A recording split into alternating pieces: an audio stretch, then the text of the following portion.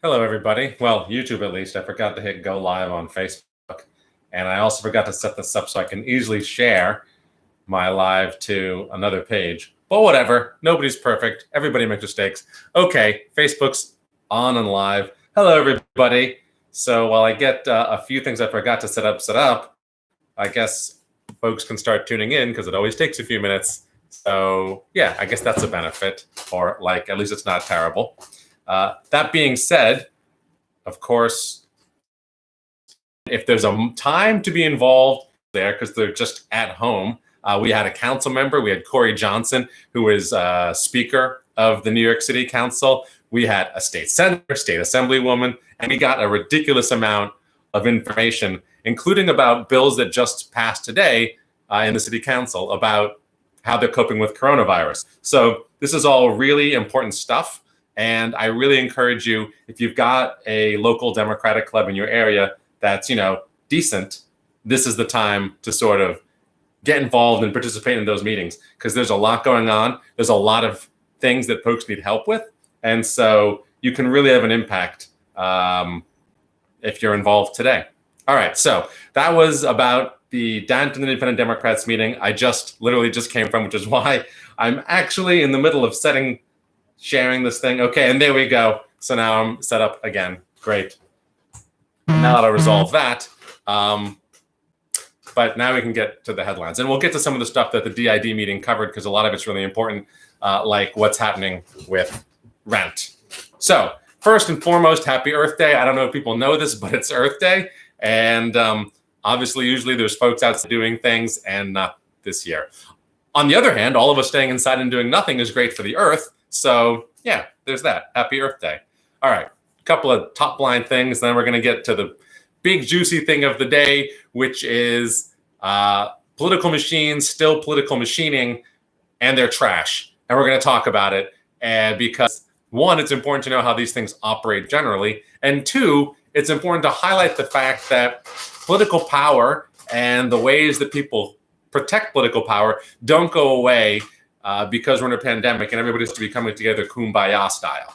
And I'm not even talking about the federal government here. I'm talking about, Democrats here in New York City. So even though certainly the Democrats maybe do a better job than the Republicans, and the Republicans in Congress are the worst, we still have Democrats in New York that are laser focused on maintaining power. And one could argue maybe some of them do better things with it, but that doesn't make it right, and it certainly doesn't make it good, and it's bad for democracy as a whole. So we're going to get to that right after we go over some of these top line things, and then we're going to get to things that folks wanted mentioned in the live. So first, a lot going on with immigration and what the federal government is doing. So I just wanted to touch on a couple of things. You might have heard Trump has said he's shutting down immigration. Big question, is this legal? The answer is probably yes. The president has a tremendous amount of leeway when it comes to executing federal immigration policy. And you might remember when he tried the quote Muslim ban, there was a lawsuit about it and the president lost. That's because it really did come down to the fact that it was targeted. You could demonstrate it was targeted at a particular religion. If the president just wants to ban immigration from like the whole world, that kind of checks out. So, you probably heard about that. That's big news, whatever. But yeah, he can probably do it. What you might not have heard are a couple of smaller components of the big anti-immigration push, which you should know about. It might affect you. It might affect your neighbors. Certainly, it affects our community at large. First, the Department of Education has decided to ban universities from who receive federal aid from providing financial assistance to people people under DACA in this pandemic climate. So basically, universities are giving financial aid or breaks to university students, and the federal government is preventing them or banning them from giving that same aid to students who are undocumented, but are protected by the executive order Obama passed and never got repealed by Trump. People who are protected by DACA and can attend these public universities or, stay in the United States, they are ineligible to receive financial assistance during the pandemic. And so I guess are on the hook for tuition. That sucks. Another big thing to know is that stimulus checks have gone out, but for those people who are undocumented and have no social security number, they do not receive stimulus checks. And perhaps even more egregiously, people who file a joint tax return because they're married to somebody who's an undocumented immigrant, they don't receive a stimulus check either. And I don't think it's unclear whether or not they get the stimulus help for any children they might have, but they're being deprived of their entire family's adult stimulus check, which affects about 1 million people. A lot of them are frontline workers. And so that's trash. I will say one more thing about the Department of Education. This came out today, which is that Betsy DeVos just lost a lawsuit that was brought against her by 19 states, claiming that she wrongly delayed new regulations on predatory lending that had been enacted during the Obama years.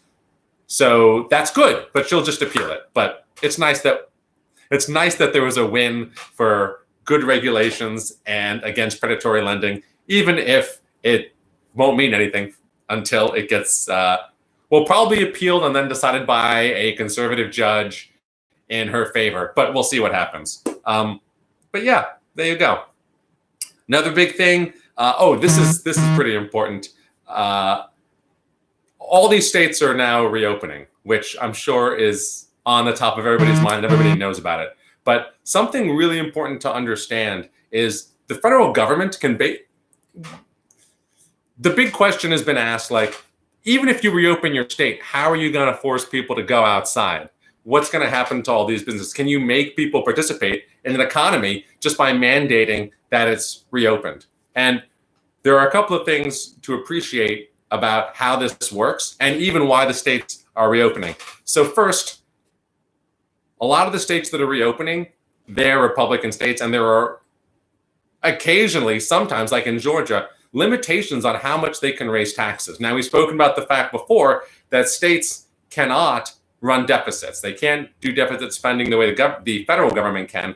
So that leaves them in a pretty dire situation, considering that Mitch McConnell has decided to, quote, hit the brakes on further financial assistance for states. Basically, he doesn't want to bail them out. Now, the Democrats are pushing pretty hard for a multi-billion, $100 billion plus, like multi-hundred billion. Like the states want $500 billion. The Democrats are pushing for a multi-$100 billion assistance to states. Mitch McConnell has basically said he's going to block that, does not want to give aid to states. And this means that states that do not have the capacity to raise taxes precipitously for any number of reasons. We actually have circuit breakers on property tax, for example, here in New York State, although we can do what we want with income tax. States that have circuit breakers can't just raise taxes. So Georgia has a constitutional clause forbidding them from raising taxes beyond 6% in a go, and they will be incapable of meeting unemployment insurance, which means that they'll go bankrupt. Now, the states then have to choose between reopening and trying to get tax receipts up and going bankrupt and selling off their assets. Plus, and this is the really big part, as they reopen, they're going to take people off the unemployment rolls. And it doesn't really matter if those people go back to work, because when you are on unemployment, you have to normally, when in a non-pandemic scenario, testify or certify to the government that you are looking for work and you didn't turn down any jobs. So the states which are reopening are saying that they will not accept fear of the pandemic as a reason to turn down a job. So if your employer calls you up and says, the business is reopened, will you come to work? And you say no, you lose your unemployment benefits, which has two major impacts. One, the state stops paying you, so they save money. And more importantly, all these people who are afraid to go outside and participate in the economy have to choose between whether they're more afraid of catching and spreading coronavirus or more afraid of having no money and, not being able to get food. So this is a real problem. And to all those people who are like, how can you make people go outside and reopen the economy, this is how. You just take away their unemployment insurance, and then they have to make those determinations.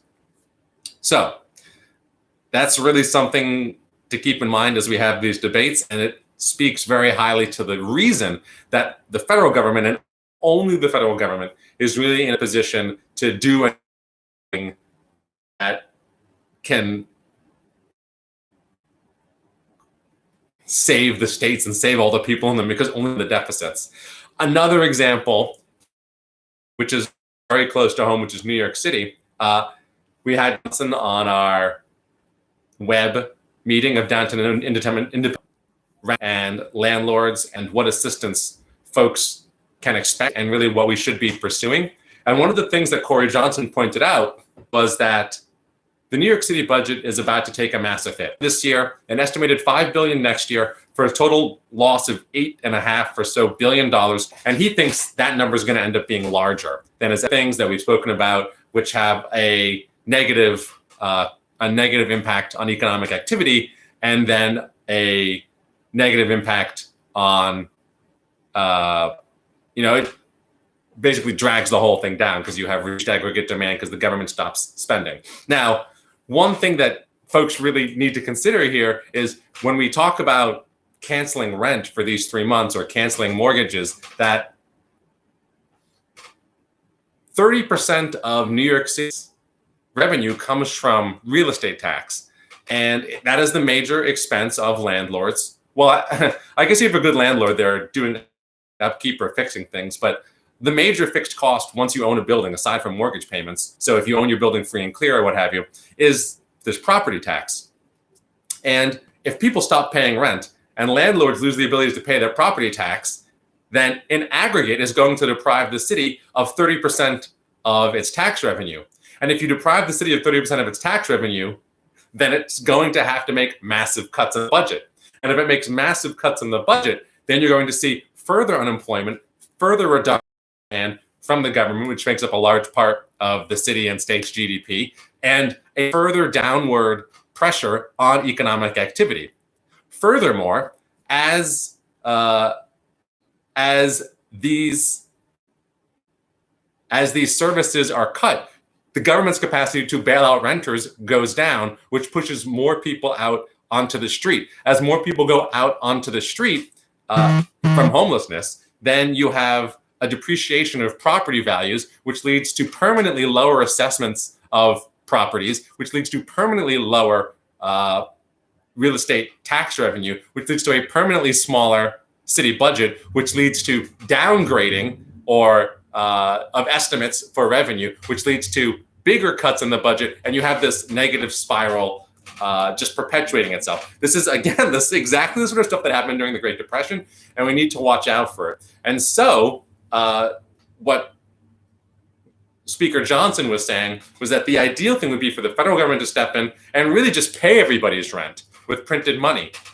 Now, this sounds almost ridiculous, like, oh, we're going to just bail out the landlords. But remember, if you pay off the rents, the idea of this is, again, people don't have to pay their rent, and you then have landlords who are able to meet, ironically, their local real estate tax requirements. Now, I want to say one last thing about this, which is in New York City, this is important because it makes up 30% of the city's budget. And we're already seeing tremendous cuts to things like education, the summer youth employment program, all sorts of things that are really, really critical to not just the city's functioning, but the development of people's lives at critical stages. So education, we all understand, but the summer youth employment program is a lot of people's first jobs, and it allows them to enter the job market in a very stable way because the city employs them and walks them through job training and all these other things. There are a bunch of programs like that that are seeing cuts. So it's important in New York City. In other places where education is directly tied to property taxes, it is absolutely essential. If people just stopped being able to pay their property taxes and didn't, then you would have a collapse of education around the country. So, yeah, as uncool as it may sound, and this is particularly for small landlords, people who own their own homes, who rent out parts of the homes that they own, or own between 2 and 4 apartments. Apparently that makes up 74% of all of rental properties in New York. 74% are owned by small landlords, not the big massive ones. But all around the country, so much, particularly of education funding, is tied to property taxes and property values, that just allowing small landlords and homeowners to bite the bullet because they are, and we spoke about this yesterday, because they're property rich, but maybe not income rich. They're asset rich. This would be devastating to the entire funding scheme that the United States has set up. And yes, it's ridiculous that so much is tied to property taxes for so many reasons. It's absolutely horrendous for, it's absolutely horrendous. My phone's vibrating, so this thing goes, camera shakes for a second. It's absolutely horrendous, not just for the way that it ties taxes to an illiquid asset, so it doesn't guarantee the capacity to pay, but it's also fundamentally classist, racist, and unequal. But we won't go into that today. I just wanted to point that out because it's just so important to think about the causative chain of events and how these things are all connected, and why it is so important for the federal government to step up, because states and cities just can't run the deficits required to do the work that's necessary. All right, so one last thing before we get to two small things before we get to the big thing. First is cats. I want folks to know this, and I believe India is watching. So India is the one who sent this to me. But there have now been 2 confirmed cases of house cats catching coronavirus. In one case, the owner had tested positive for COVID-19 before the cat caught it. So that is probably a human to cat transmission. In the second case, the owner did not test positive for COVID-19. So it's unknown where the cat got the virus. However, we can then also pair this with the fact that a tiger at the Bronx Zoo caught coronavirus, probably from one of its handlers. And so at the moment, it looks like there is a human to cat transmission mechanism for COVID-19. It doesn't for coronavirus, which would mean that it could circulate in the cat population. We couldn't track down all the cats, and then it could jump back into humans at any time. Not that we're doing a great job corralling it in humans, but hopefully you get the idea. And then we haven't seen anything from dogs yet, but basically the CDC had a couple of key recommendations. The first is, if you get sick, give your pet to somebody else so your pet doesn't catch coronavirus. Not because we want to prevent cats from moving the virus from you to another human being. Again, that's never been documented. Doesn't look like it's happening. But so your animal doesn't get a respiratory illness and die, because these animals have to go to the vet. That's how we know they have coronavirus, because they end up incapable of breathing. And 2, to keep your pet indoors, or if you're walking your dog or have your dog on a leash, you should have your dog on a leash, but to keep your dog from interacting with other human beings, which is sad because people love dogs and you want to play with them. And, I didn't read this until after I had gone to visit my dad, and I assumed his dog is perfectly safe, and I let the dog jump all over me, and I played with the dog for a good 15 minutes, and then the dog went back inside to my dad's house. And again, I know there's no animal to human transmission documented, but I'd hate to think that I was asymptomatic. It went through the dog to my dad. Or I'd hate to think that I did my father's dog harm by giving it coronavirus. So folks have got to stay away from other people's animals, unfortunately, for their own good. And that's shitty. In any event, I'm going to see if I can just turn this buzzing off. There we go. Okay, great. Now, to the big thing that, is going to make... Well, actually, you know what? I'm going to do some comments because now we finished the quick news portion. Then we're going to jump into the political machine piece, because it's evergreen, because people are just power hungry at all times. Let's see. We've got a comment from Michael Kaplan. I'm just reading this URL here. Former dog breeder to steer pandemic task force.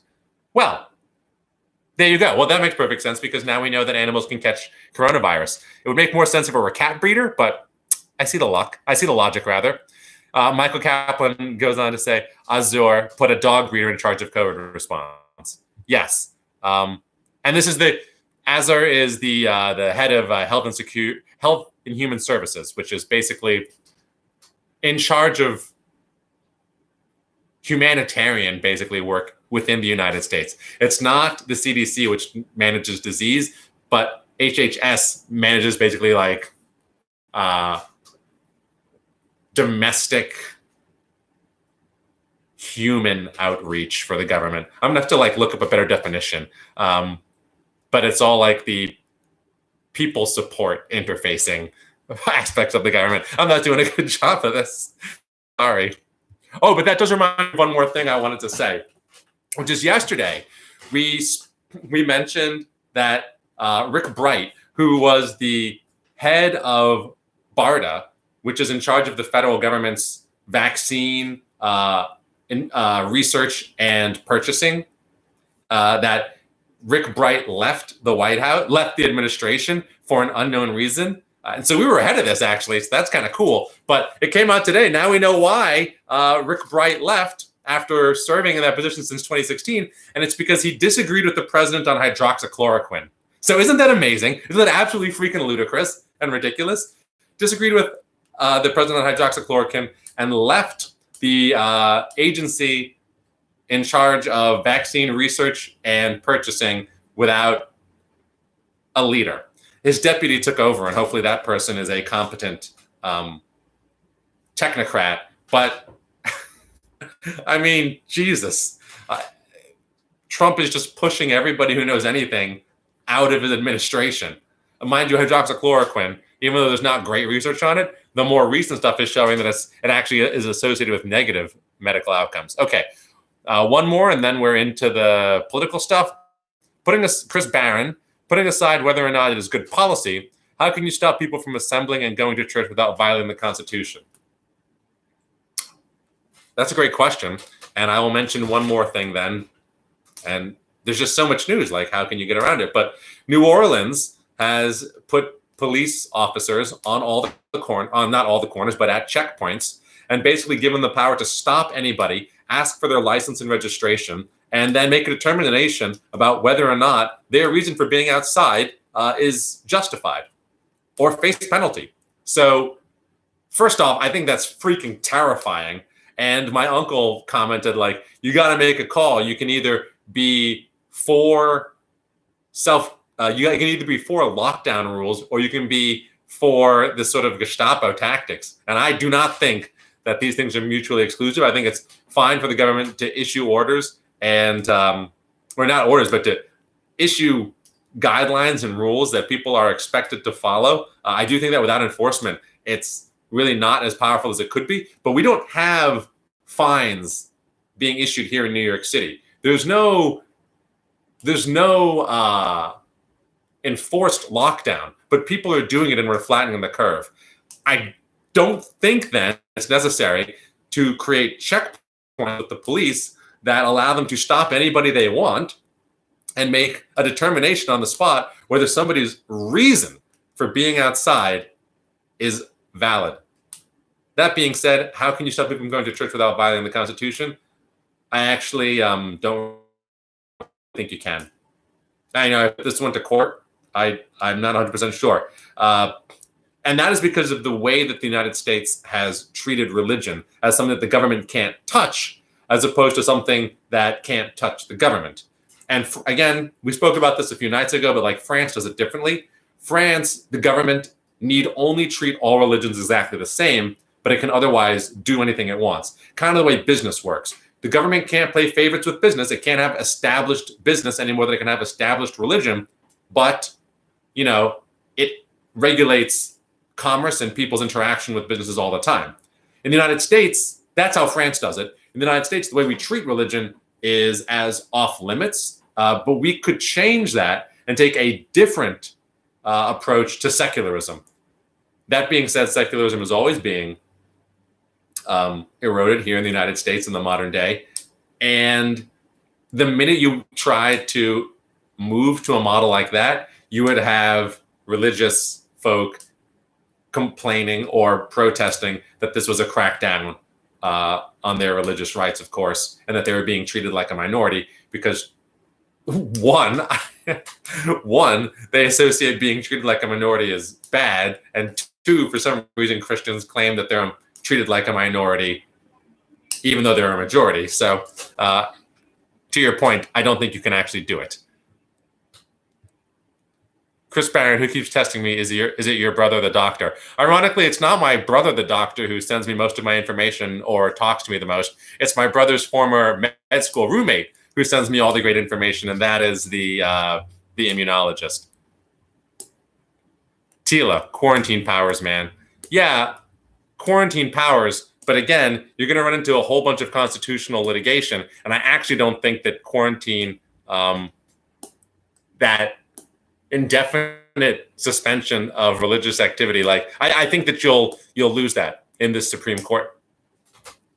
Time, place, manner, time, place, and manner. Yeah, and we can get to the whole constitutional thing sometime. But I want to get to the thing that I promised I was going to talk about. And Simon Sachs weighs in with pandemic drones. And so one last thing. All right, Tila disagrees with me, but we have yet to see it contested in court. Simon Sachs mentions the pandemic drones. So New Hampshire's police force, Connecticut, actually, I think it is. Police force is going to start with its unveiling of drones that will be monitoring public spaces and has software intelligence to tell the police, report back to the police whether or not people are social distancing.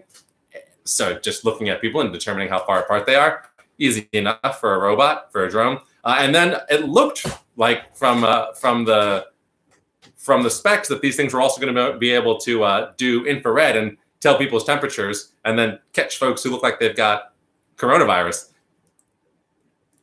And if these things are anonymous, it needn't be so bad. But otherwise, this could be a real dangerous step towards the panopticon.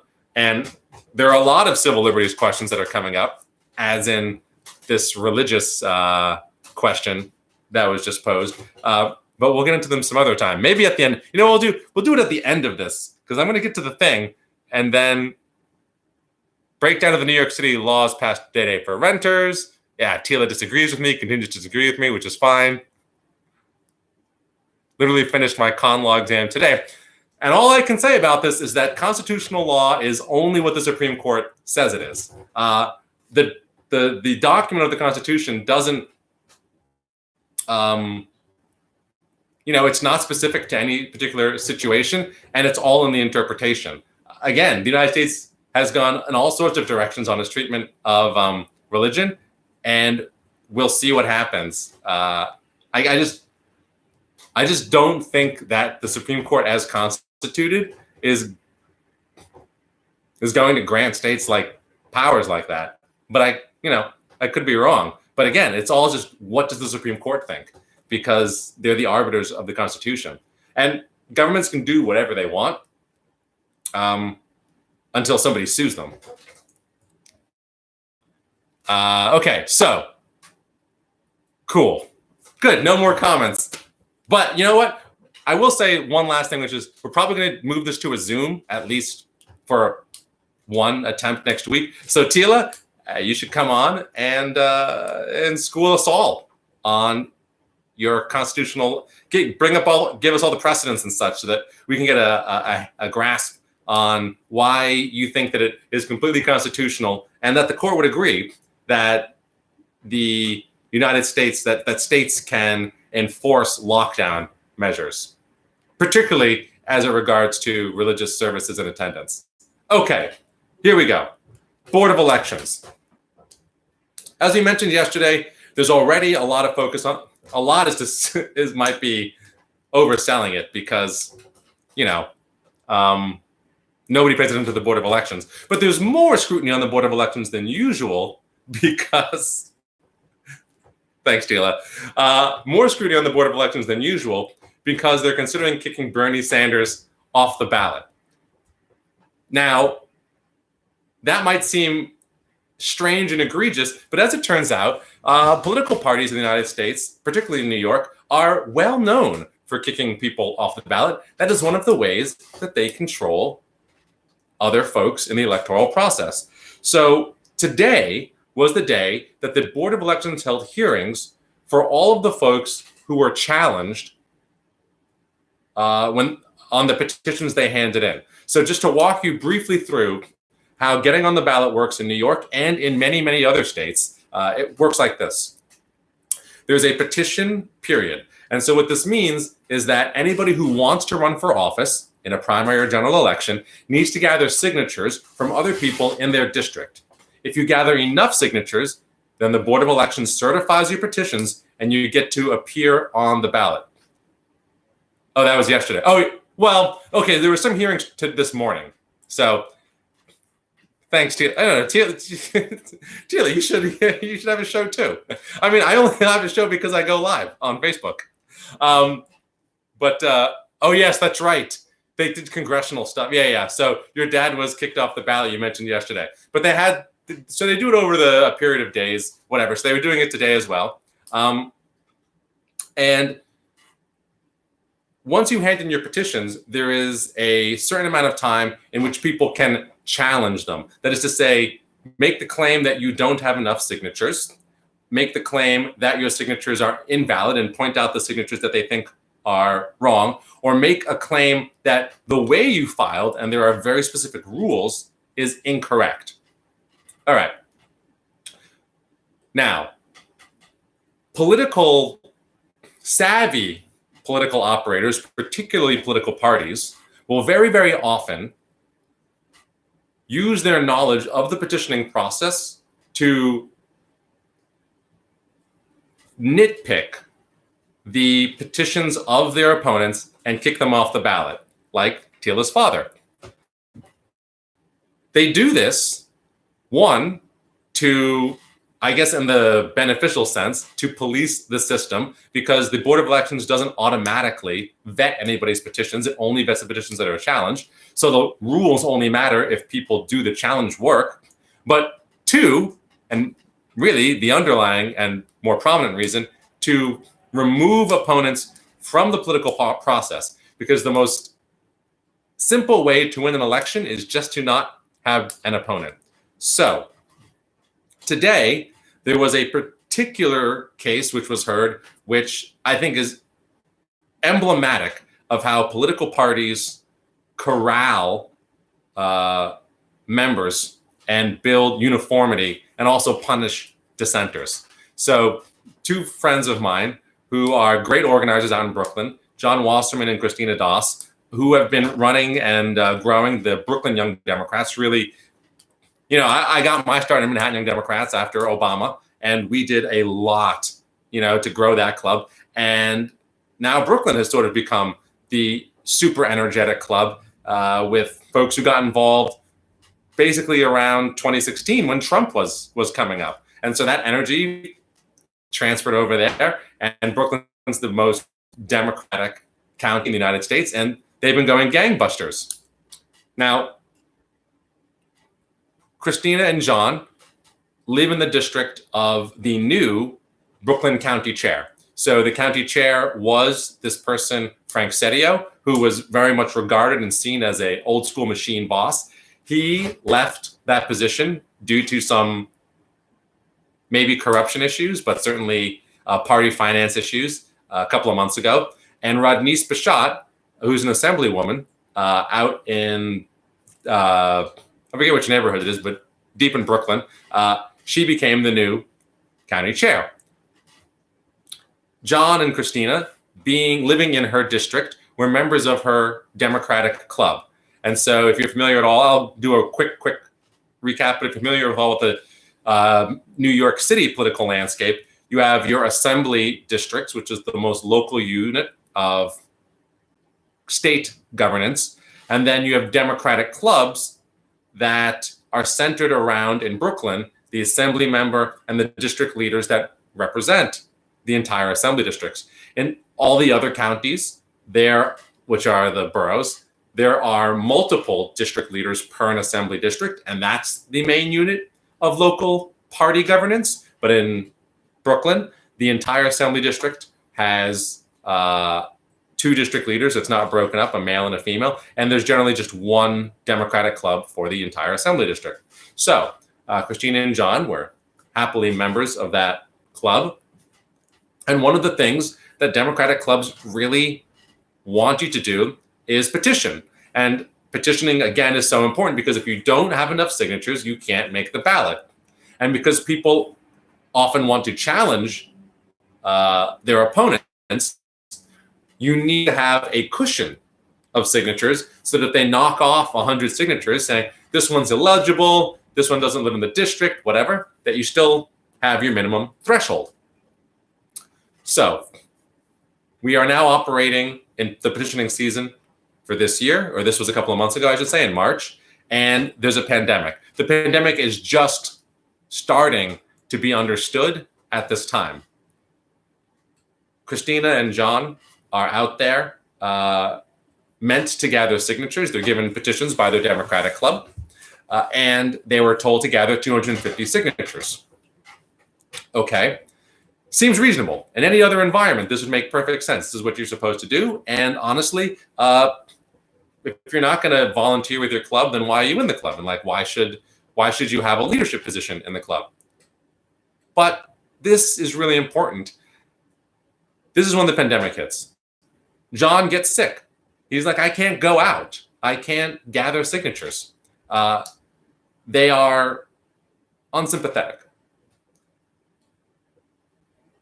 The governor, a couple of days later, declares that there's an emergency and reduces the threshold for signature gathering by 30%. A couple of weeks later, John and Christina hand in the petitions that they gathered. Not many, because John was sick with COVID symptoms for a duration of the petitioning season. The petitioning season was cut short by 2 weeks, so it couldn't be made up. But the number of signatures required was drastically reduced in recognition of this fact. People were ordered by the governor to stay home and stop petitioning. Just get the number that you can, and you had 2 weeks to do it. And mind you, a lot of folks are petitioning as well with the same sheets. So the leadership of the club obviously isn't happy about this. Simultaneously, Brooklyn Young Democrats is pushing hard and made The Intercept. There was real news about this, pushing hard, asking for the state legislature and for the governor to disallow challenges to petitions given the extraordinary circumstances. There was an open letter to the county leadership and to the governor. And this is a curtailment of the normal tools that county bosses and savvy political opponents use to protect their power and to punish people who are less savvy. There is no change to the challenge rules made. And so it turns out that today, John and Christina had to go and defend their petitions. Or really not their petitions, but what ended up happening was they had handed their petitions, and they were on a long slate of candidates, to their club. And then the cover sheet that was handed in had their names whited out. And the way this works is you have your petitions with all the folks that you're gathering signatures for. And then on top of that, you have a cover sheet that lists the people who are included in the petition. Now, Christina and John were still on the petitions themselves, but their names have been whited out on the cover sheet. So they were told by the Board of Elections that their cover sheet, they had not filed a cover sheet, which invalidates all of the signatures that they collected, but not the signatures that were collected for other people. Whether or not you think the county party or the leaders of that club were justified in removing their names because they didn't do enough work, this is exactly the way in which political bosses and clubs ensure compliance and compel behavior in their members. They offer you a thing, they demand something in return, and then if you fail to execute, they take that thing away. Now, this is a pretty low level example. These are two very active and engaged young people in Brooklyn. I think it's a tremendous shame and really unfortunate that their club would behave in this manner. Christina and John have a long history of very, very effective and meaningful activism, both county-wide and in their neighborhood. And they're both amazing leaders, honestly. I think it's really unfortunate that the political leadership where they live wouldn't try to work things out with them. Again, they have a long history. Why would you throw that away? Why would you punish young people who, in a pandemic, couldn't do everything that you wanted them to do by just whiting their names out? But this is how political bosses show that they're bosses. Another example is that Nick Rizzo, who's a district leader in North Brooklyn, who's pretty known for being outspoken and anti-machine and anti-county, he was kicked off the ballot because county challenged his petitions and said he didn't have enough signatures. And they went through and they found enough signatures to kick him off the ballot. So it is very clear that whether you agree with the logic or not, the new leadership of the Brooklyn Democratic Party is flexing its muscles to demonstrate that it's not going to be soft on young people. It's not going to be soft on reformers. It's not going to be soft on people who are outspoken. It is going to exercise its control over petitions of people in its club. It's going to exercise its right to challenge and not go against challenging in the middle of a pandemic. It's going to exercise its knowledge of the law to try and keep people out of the process. Now, a lot of folks fought really hard against Clarence Norman, Vito Lopez, Frank Sedeo to open up the Brooklyn democratic process, and they didn't know what would happen when Rodnice became county chair. You know, Rodnice is the first Black woman ever to be chair of the Brooklyn Democratic Party in its hundreds of years of history. She didn't necessarily come across as somebody who would be a machine-style politician. Nobody knew. But we got a lot of indicators in this cycle, and unfortunately, it doesn't look good for reformers in Brooklyn. And again, I go back to the fact that Christina and John were great organizers. They still are great organizers, doing great work. They fought hard, and again, they got a lot of press for their effort to get a moratorium on challenges because of the pandemic. And it's just a real shame that young people who are active and have had a pre-existing relationship with these leaders in particular would just have the rug pulled out from under them like that. I think it doesn't send a great message. And coupled with the situation in North Brooklyn with Nick Rizzo, who I'm sure cut his petitioning period short because of, on the advice of the governor, it's just not really how we should be doing things. So that is what went down at the Board of Elections today. There were also a couple of other pretty egregious things that went down. City council candidate, I forget which one, was told they don't have enough signatures. And this is because even though the state reduced the petition threshold for state offices, the Board of Elections here in New York reduced the threshold for petition signatures by a smaller amount, did not follow the state's guidance, reduced the signature threshold by a smaller amount, and required people to continue petitioning for local offices. And that's our local Board of Elections. So as of yesterday, I'm going to post in the comments the email addresses for our state commissioners of the Board of Elections and our county commissioners for the Board of Elections so that you can contact them and email them. And when you contact the state, you might want to say something about whether or not voters should have a choice in the presidential primary, because the state is the entity that would kick Bernie Sanders off the ballot. Whether or not you want him to be elected, perhaps you believe that voters should still be able to vote their conscience. And you'll also have the opportunity then to email the Board of Elections in Brooklyn and, I don't know, CC the other counties to let people know that you're watching. Because even though the Board of Elections is something that isn't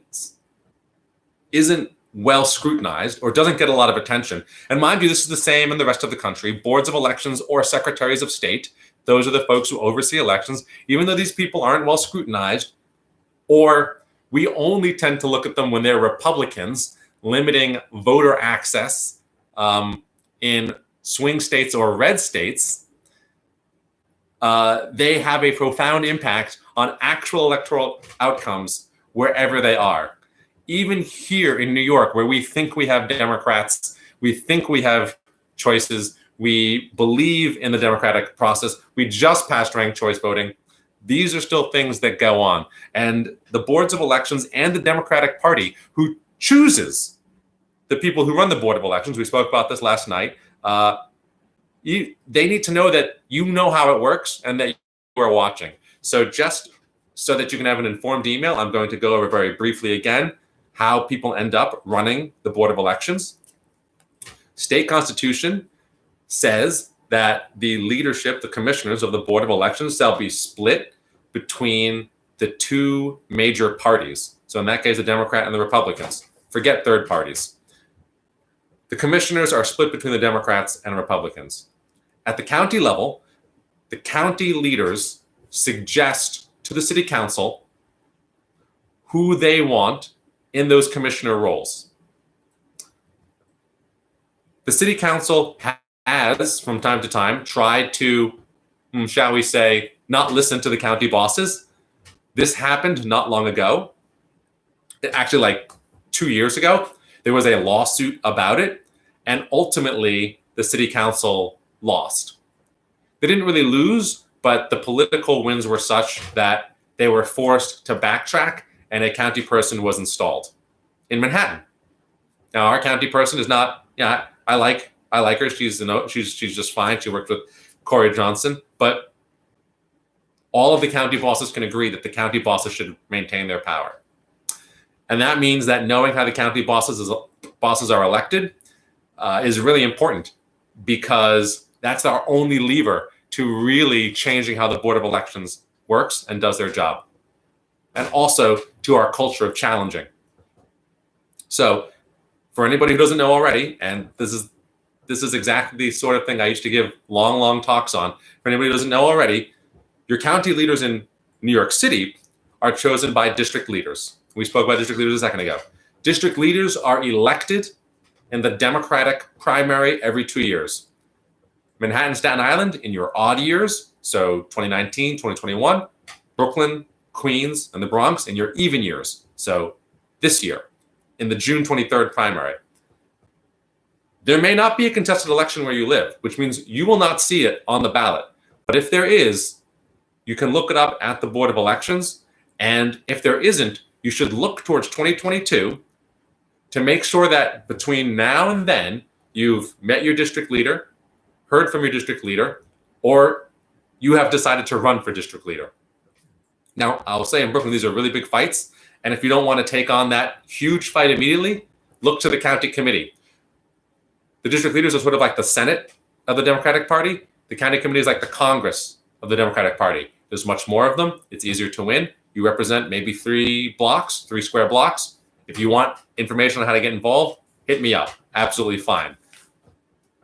But that being said, these are the folks who influence and choose the leadership of the Board of Elections. So when we are mad at the Board of Elections, we must understand who holds the power over the people who work there and who govern it. And that is your county leadership, your party leadership, not the government per se, although state law has a lot to do with it. A lot of the power resides in the government. So vote for your assembly members, vote for your state senators, and vote for your county committee members and your district leaders in democratic primaries. It's one of the most important reasons to be registered as a Democrat, maybe even if you don't identify as a Democrat here in New York City and New York State. That being said, some comments came in, so we're going to go back and I'm going to answer any questions or what have you. But I'm really glad that folks stuck around for this because it's just so important. It's like very much esoteric and in the weeds, but it's that esoteric knowledge that makes all the difference when we're talking about a democracy that functions on paper and a democracy that functions in practice. Julianne, the Brooklyn Young, this is going to be a C more, so here we go. The Brooklyn Young Dems presumably are the best. The work of Doss and Wasserman is great. Their commitment is not only progressive values, but good government and transparency is inspiring. The games that are played through the city are legion. Good use of the lingo. I'm beyond proud that they have stood by their convictions. People in Brooklyn have stood up when lesser people wouldn't have. They have shown character. I will say that certainly it has been very damaging to some people's political careers and even their reputations to stand up against county parties. I heard rumors that the county party was justifying their actions by saying that Christina and John are racist and homophobic because one of the district leaders happens to be LGBT and both of them are Black. And I just want to say that this is 100% not the case. They are neither racist nor homophobic. So I really hope people don't buy that crap. I really do. So much of New York politics is just dirty fear-mongering and lying. And I've said this before, but I'm going to say it again. Donald Trump is New York City politics. Donald Trump is from New York City. His main business was real estate, which is one of the most political industries in New York, having to do the most with politicians and local politics for zoning and permits. Everything that is dysfunctional about our federal government right now is what's dysfunctional about New York City and state politics and about machine politics in New York. Everything. Donald Trump is perfectly emblematic of New York City backstabbing, backroom, tabloid politics. And we should all understand that. And when we look at how New York City politics goes down, we should remember that so that we can understand that things must and should be taken with a grain of salt. Even though it is inconvenient, it is something that we as informed citizens need to understand so that we can appreciate and properly engage with the system around us. Julian, I can't believe they kicked Nick off. This is terrible, just terrible. I mean, I would have to go see Nick's petitions. It does sound terrible on the face of it, but I really hope he didn't get lazy. Probably not. I mean, it is terrible. They shouldn't be challenging anybody during the pandemic. That is just ridiculous, truly, I think. Nina, excellent point about the BOE in blue areas. Thank you.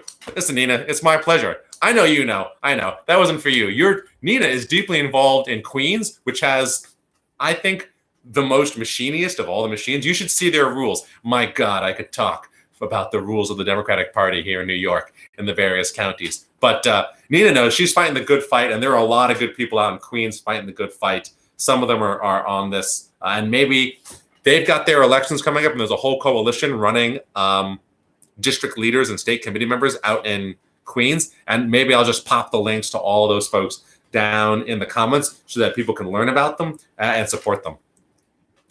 Michael Kaplan. Now, Michael Kaplan is in New Jersey. County committee doesn't vote for county leadership, only district leaders. County committee doesn't vote for county leadership. That is, there are two levels of county leadership, but the important person to whom I was referring, which is really the most important person, is the county leader or the chair.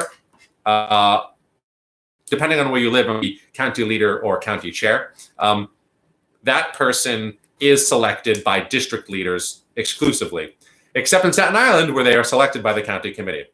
Now, Mike lives, as I mentioned, in New Jersey, which is another fantastically corrupt and machiny state. I know he works for one of the governments out there, and I'm sure where he works, it's great. But Jersey is also known for its East Coast urban politics. Julianne Ballington. That is a lie from the pit of hell. Presumably the maligning of Doss and John for really just like, these triggers. Like you hear somebody's racist, and John happens to be a white guy. Christina is is Indian, but John happens to be a white guy, and like, these things, it's very reflexive how they take hold. Nina, I am very happy that all 4 district leader positions in my part A and B, male and female, have at least 2 people running. Oh, whoa, democracy. Big deal, and truly a big deal. That does not happen in most places, even places that we like to think of as very democratic. Little d, democratic. Thank you, Ben, for explaining the process. Learned so much from you. Again, it's really my pleasure. It's one of the things that I really love to do, so I'm really glad I can be out and supporting. And sharing that knowledge. It's just you can't have a democracy without it. Dorian, Ben, when is the election for your local 3 city blocks? So my local 3 city blocks, and I'm a county committee member, is in 2021. But I'm also on the state committee. So I represent my entire assembly district to the state party, different from the county party. So there's 3 levels. National party, think DNC, RNC, national committees, state committees, and then county committees. So I'm on the county committee as a county committee member, not district leader, and I'm on the state committee as a state committee man. Again, they're broken down male and female. So my election for state committee is actually this year, 2020, and I would love any support folks are willing to give. My website is benjaminyee.com. I think I have to change the donate button though there, but I'll pop it into the comments below, because if folks want to support a good reformer and civic activist and educator for party leadership, it could be me. It could be me. And I have to go up for election this year. And because we can't knock on doors, it's very difficult to get the word out and make sure that people understand that there are these important, very, very important positions that get absolutely no attention. So there were a couple of things, I posted up earlier today on Facebook what people wanted to hear about today. And so there were 3 things, and I figured I'd go through them, and then we'll do more commenting and questioning. And certainly a lot of people have been asking for a Zoom version of this so that they can talk too, and I totally get that. So if folks have ideas for a format for the Zoom, which I'm working out, I'd love to hear it, whether you want to have like a free-for-all or like a talk show, sort of like call-in segment deal, which is moderated, or it's specific to individual issues, or we get experts on, like my buddy who's an immunologist, and other political folks, let me know. But to deal with the questions that were asked today, one, John Dooley, I believe it was, asked how we can get student loan relief into the federal budget and into the next stimulus bill. And the answer to that is, holy shit, we got to get rid of Mitch McConnell somehow. The reality is that the way that I just got to say this, like Mitch McConnell, who is now like, I don't want to bail out states because we have to hit the pause button. The federal deficit is getting too big. I almost want to be like, I admire the consistency.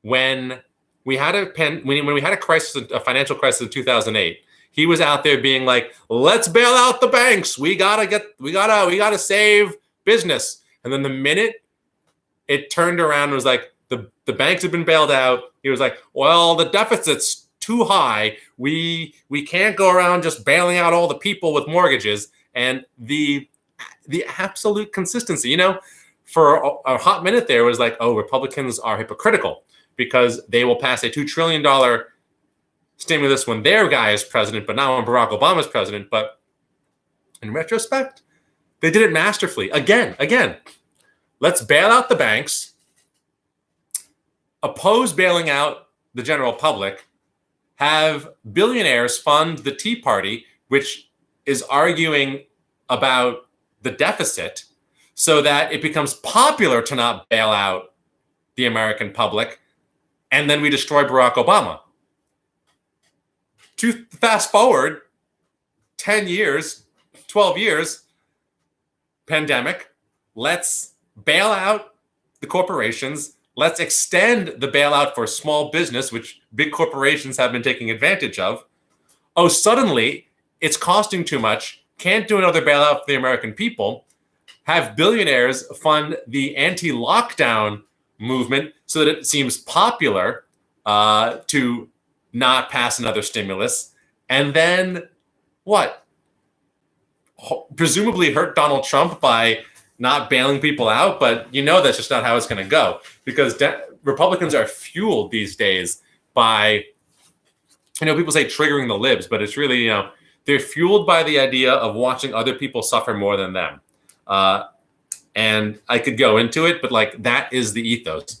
Republicans are preying on the idea, or really the party is animated by the idea that folks who used to have a lot, used to be very privileged, right? Folks used to have a lot of privilege, have seen their privilege eroded, or relatively eroded, as other people gained more rights to get closer to equality. And they're animated by the idea that other people should just suffer more than them, and they like seeing it. And so watching other people suffer is the animating ethos of that party, it would seem. And so if corporations get this windfall and they don't pass stimulus for your everyday working American, then actually a lot of the Republican Party will look at that and be like, yeah, other people are doing worse. And that's what I want to see. And that's what fuels these anti-lockdown jammies. That and billionaire money. So that being said, how do you get student loan relief into the budget? One, you got to get it to the House, and you got to make it an issue that they're going to stand firm on. But that seems like something that they're not likely to make a breaking point, because they know that aid to states is the most important thing right now. And if we want student loan relief in a real way, I think it has to come from the presidential election. Now, is Moscow Mitch vulnerable to losing re-election? I certainly think so. He's unpopular where he lives.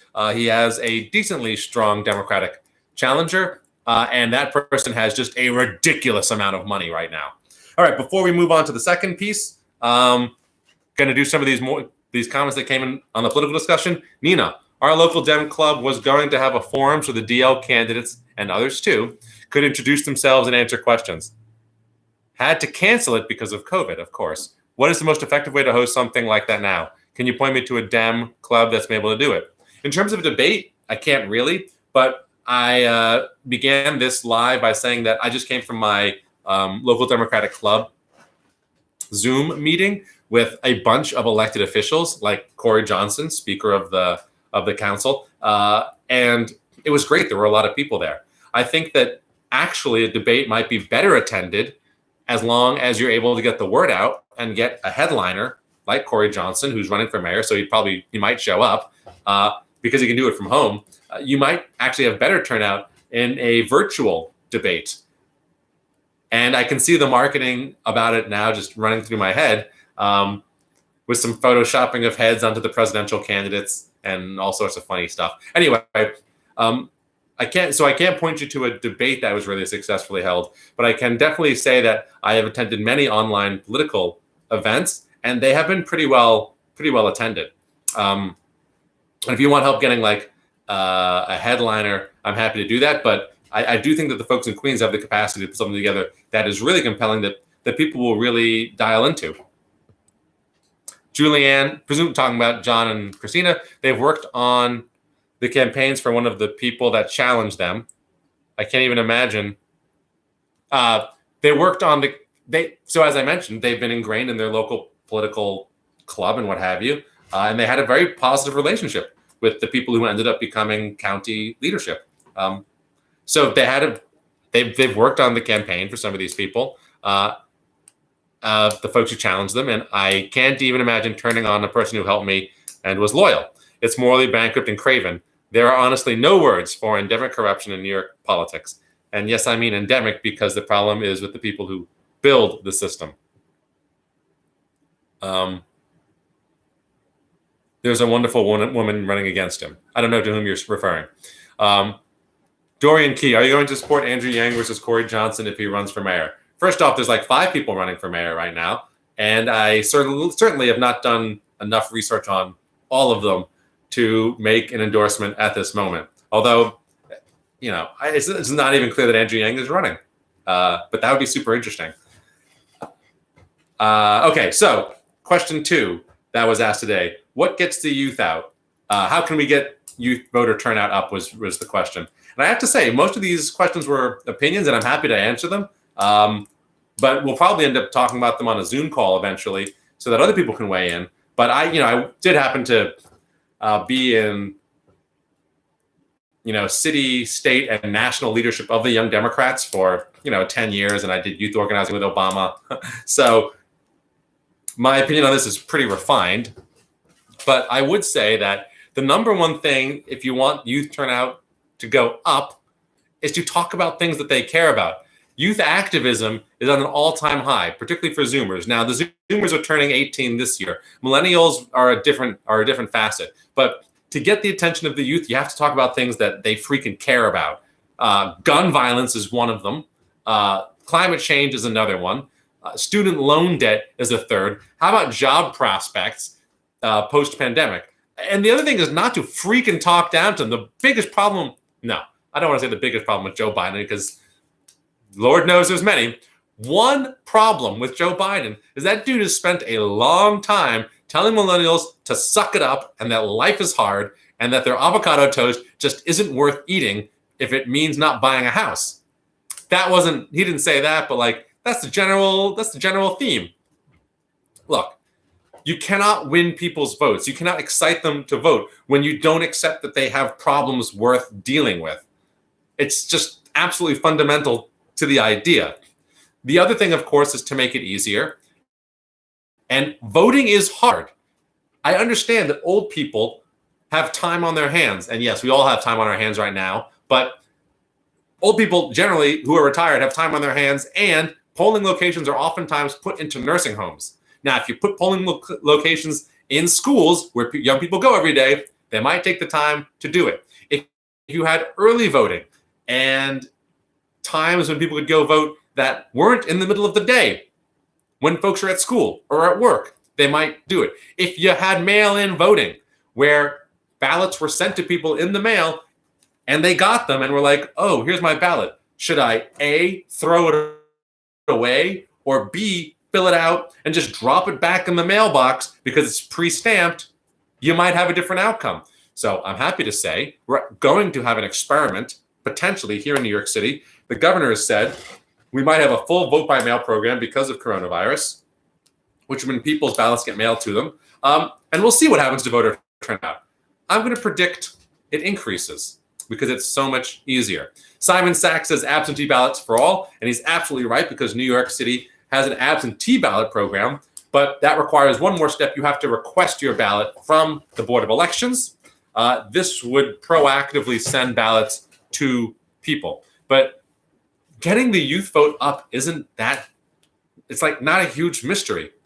You have to, A, address the fact that young people of all demographics, of all ages, below 50, whatever you want to call young, they have problems that are worthy of attention and worthy of solving. And you have to make it easier for them to participate. And we just talked about the issues that folks need to talk about and ways to make it easier. And then you'll see voter participation skyrocket. And mind you, not just amongst young people, but amongst all demographics.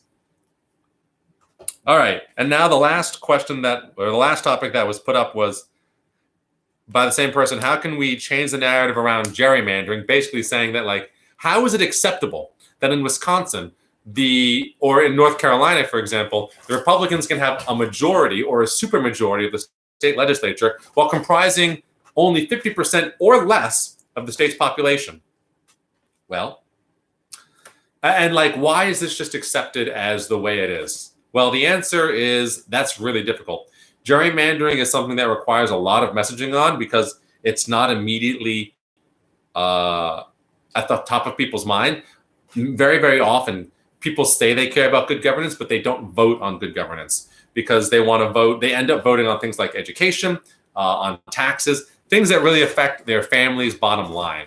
Or what they perceive as outcomes for their family. So getting people to vote on gerrymandering is actually quite difficult because it's a good governance issue that doesn't seem to have immediate consequences. That being said, look at North Carolina. North Carolina is leading the charge on making gerrymandering an electoral issue. There are great groups like Team for NC, Team Number 4 NC, which operates out of New York. There are a number of C3s and C4s in North Carolina. The Democracy Project, I think, is one of them, or the Democracy Alliance, something like that. I can get information on it. I was pretty involved with some of those folks right after Trump was elected. Well, for a couple of years after Trump was elected.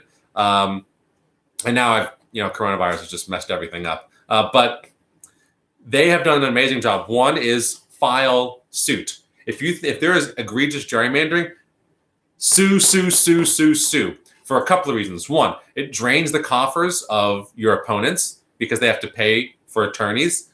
Two, it generates media. It generates earned media. The news will pick it up. If you start suing political parties, if you start suing governments, the media picks it up and it starts pushing it into the public consciousness. That gives you an opportunity to make the case of why it's important.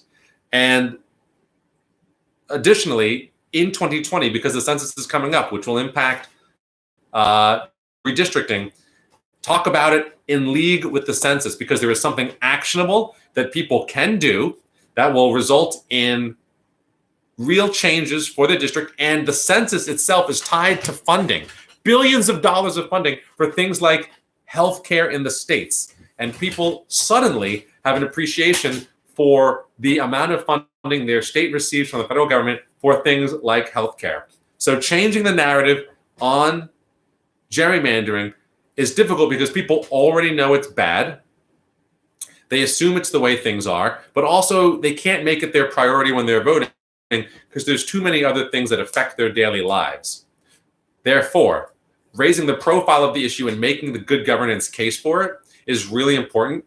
Again, North Carolina leads the charge with lawsuits that raise the profile, Supreme Court cases that force the state to change the rules on the fly, which creates a lot of press and attention, a ground game going door to door, talking about it as part of their strategy for generating Democratic support for Democrats in swing districts. And then again, finally, pairing it with the census because there is an actionable thing that doesn't require to use your vote that can only get you more resources. And that's, and the census effort is massive and attempting to reach every single American. So these are sort of the tools that we have at our disposal to deal with issues like gerrymandering, although I reiterate, it is quite difficult for the reasons cited. Now, last comment, and then I'm going to go have dinner. I really should eat before this, but then I eat late, and then I go to bed late, and then my whole eating schedule is off. So tomorrow I'll just eat earlier. Anyway, Simon Sachs, nationwide mail-in ballots, Oregon, 80% voter turnout. And there you have it, 80% voter turnout because of mail-in ballots. Now, there's a lot of nuances to mail-in ballots, but there you go. Do you think 80% voter turnout means that young people aren't voting? You can't get to 80% without a lot of young people participating, depending on how you define young. Anyway, that's it. Oh, Matt Cowherd just jumped on, though. And I want to give him a shout out because we were talking about the Brooklyn Machine and the long and ongoing fight against these sorts of practices and behavior. And Matt Cowherd was one of the first, he's the first president of New Kings Democrat, which has really, really led the charge on reforming Brooklyn County and the county committee. And you should check out New Kings Democrats if you live in Brooklyn. And Caroline Cohen, who's a judge, actually just jumped on, judge in Brooklyn. Hello, you two. And now we're out of comments and we're out of things that I wrote down. So thank you for showing up. I'm going to do this again at 8:30 tomorrow. So I hope to see you then. But now I'm starving. So see you all later. There we go. There we go. There we go.